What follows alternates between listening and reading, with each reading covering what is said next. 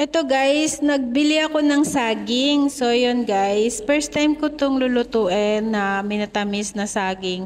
Ito, hindi to saba. Saba to ng Chinese saba. Dito kasi ako sa Hong Kong. So wala akong mabili na saba, Philippine saba. So ito yung Chinese saba nila. So yun guys, binalatan ko na nga po at hiniwa-hiwa ko to. Yung gusto ko kasi sanang matamis na saba ay yung makunat guys. Pero bad to say na hindi ko po nakuha na makunat yung pagkaluto.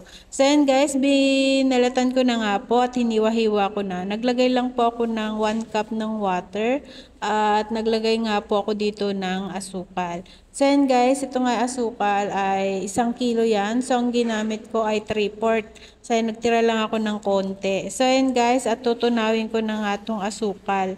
Ito yung guys, kulay brown yung ginamit kong asukal dito. Medyo light brown na asukal na nabili ko nga lang din po dito sa Hong Kong guys.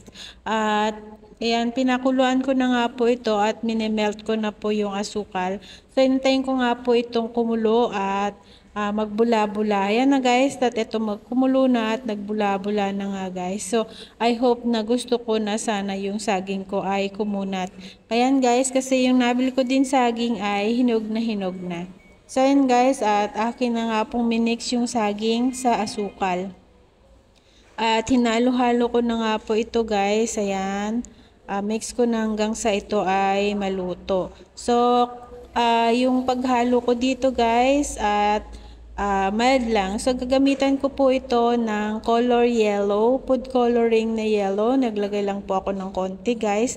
At tingnan natin kung magiging maganda yung resulta ng kulay.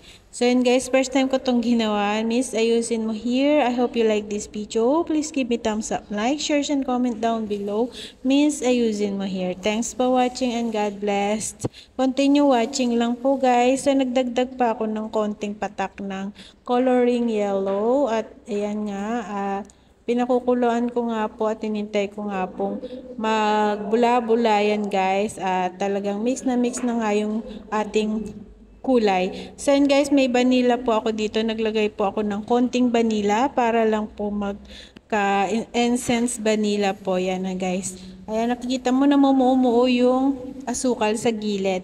So yun guys, at medyo okay na po ito guys. At baka madurog pa yung aking saging. Kasi malambot na malambot nga po yung saging. Hindi ko po alam kung paano ginagawa ng iba na makunat talaga yung saging. Ayan.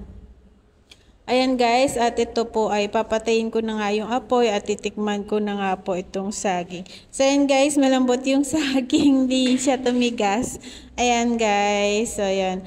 Kung sino po yung may alam na kung paano magluto ng saging na makunat, yung hinog na saging tapos nagiging makunat pag minatamis. Meron akong nakain na ganun guys. So ayan guys, naglipat na nga ako sa lalagayan at nilagay ko na nga po dito isang lagayan. Punong-puno yung naluto ko na 8 pieces na saba kasi yung isa ay medyo bulok, hindi ko na sinama. So ayan guys, I hope you like this video.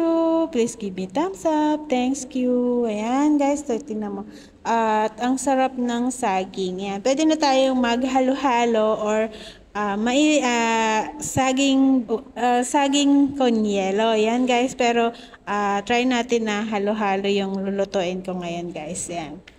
Gagawin natin guys. Ayan, sa mga mahihilig